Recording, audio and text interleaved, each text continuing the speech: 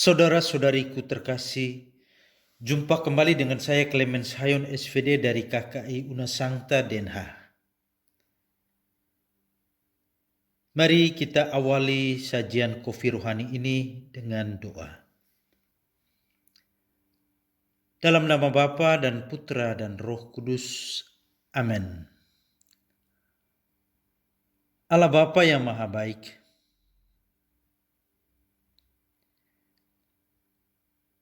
kobarkan dalam hati kami masing-masing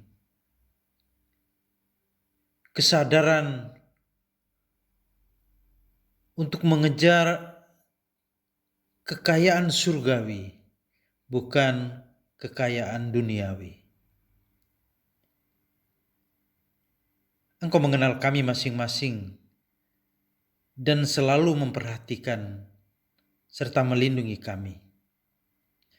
Kami mohon kebijaksanaan yang lebih luhur dari emas, harta yang takkan hancur oleh karat, mutiara berharga, seperti yang disebut-sebut oleh Yesus Kristus Putramu. Dialah Tuhan dan pengantara kami, kini dan sepanjang masa. Amin.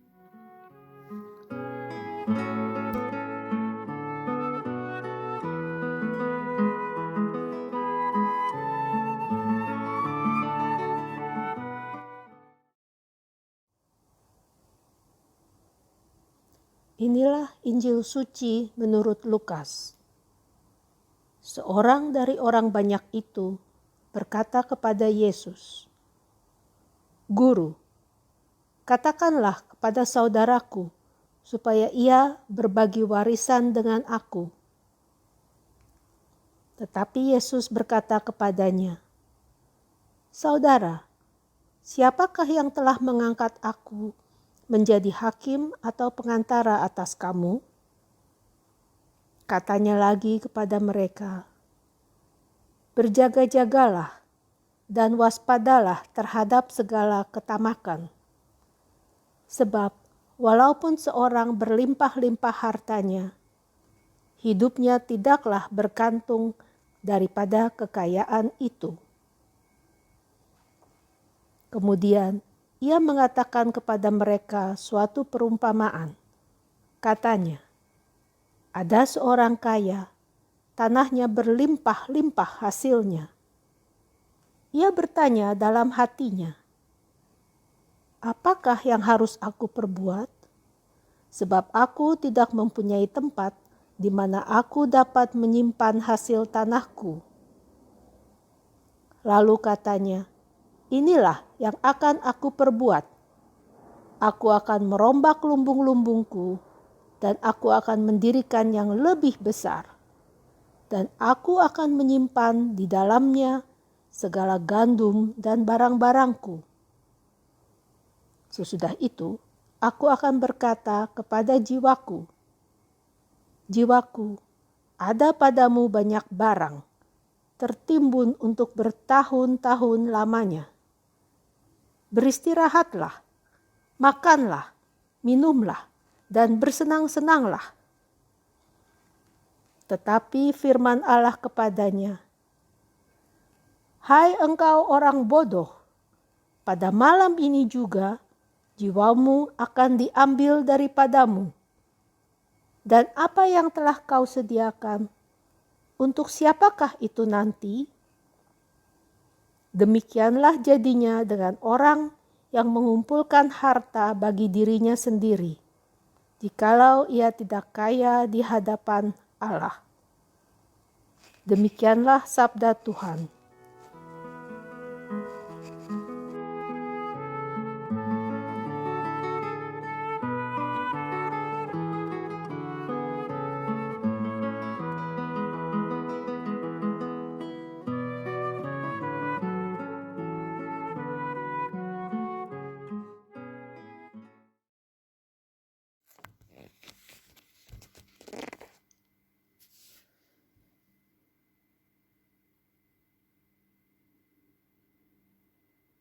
Kesia-siaan belaka, kata pengkhotbah.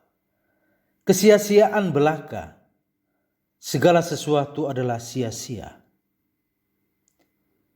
Saudara-saudariku terkasih, benarkah apa yang dikatakan pengkhotbah di atas? Apakah semuanya tidak berguna, hampa, kosong? Apakah semua pekerjaan, setiap jeripaya, setiap usaha sia-sia? Tidak bisakah kita melakukan apapun untuk memperoleh rasa bahagia? Memang tidak bisa dipungkiri bahwa masing-masing kita memiliki pasang surut dalam hidup ini. Bukan hanya ada suka, juga ada duka. Ada juga rasa sakit dan kesedihan. Tetapi apakah semuanya itu sia-sia? Semuanya hampa, semuanya tidak berguna.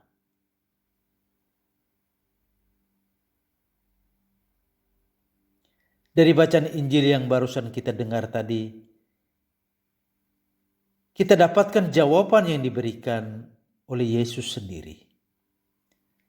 Dalam Injil tadi kita dengar bahwa Yesus menolak permintaan seseorang untuk menjadi penengah atas sengketa warisan dengan saudaranya. Kita tahu apa yang terjadi kalau ada sengketa warisan di antara keluarga. Sangat menyedihkan. Keluarga sendiri, kakak, adik bisa berantem. Malah bisa ada pertumpahan darah hanya karena warisan. Makanya Yesus mengingatkan supaya jangan ada kerakusan, keserakahan, ketamakan. Berjaga-jagalah dan waspadalah terhadap segala ketamakan. Sebab walaupun seorang berlimpah-limpah hartanya, hidupnya tidaklah tergantung pada kekayaan itu. Dan Yesus pun menceritakan kisah orang kaya dengan panenannya yang berlimpah, yang hanya memikirkan dirinya sendiri serta kekayaannya, yang pada kenyataannya bahwa kekayaan bukanlah jaminan hidup yang kekal. Demikian dikisahkan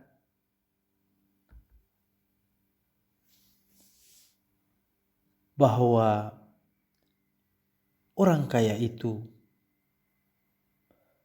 sungguh berkomunikasi dengan dirinya sendiri. Kita bisa dengarkan dalam cuplikan bacaan Injil tadi. Semua mengarah ke dirinya sendiri. Aku, dan aku. Saya, dan saya. Kedengaran kisah ini cocok dengan keadaan zaman kita sekarang.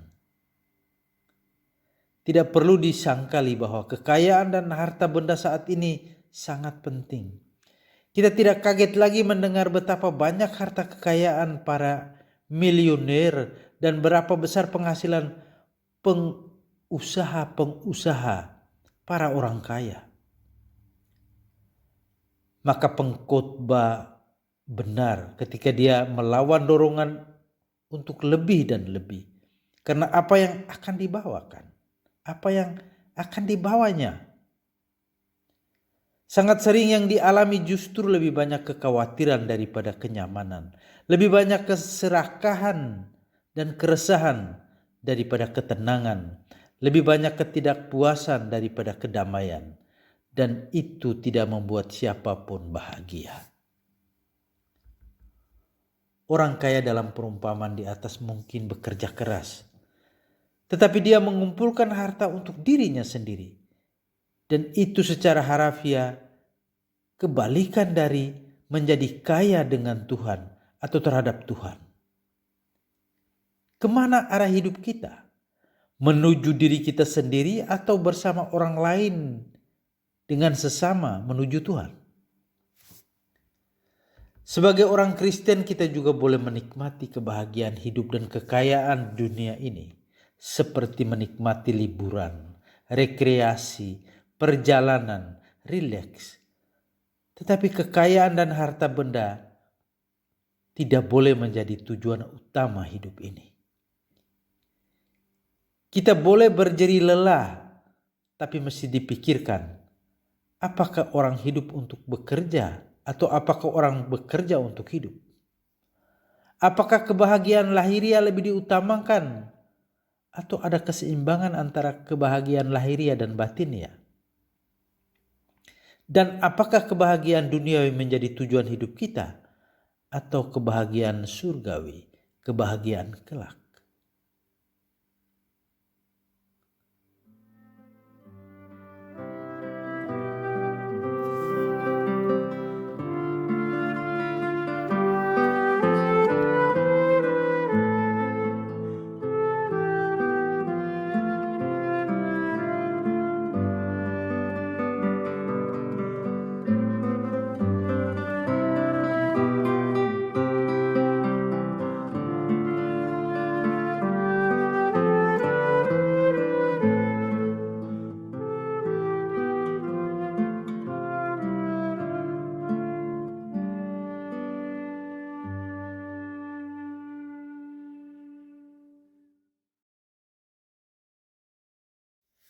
Mari kita mohon berkat Tuhan.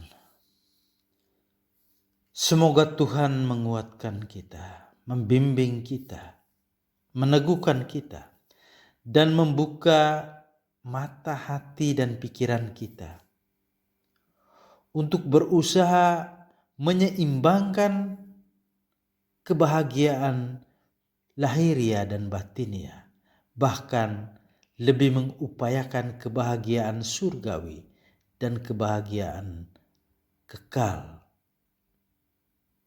dengan berkat dan tuntunannya dalam nama Bapa dan Putra dan Roh Kudus. Amin.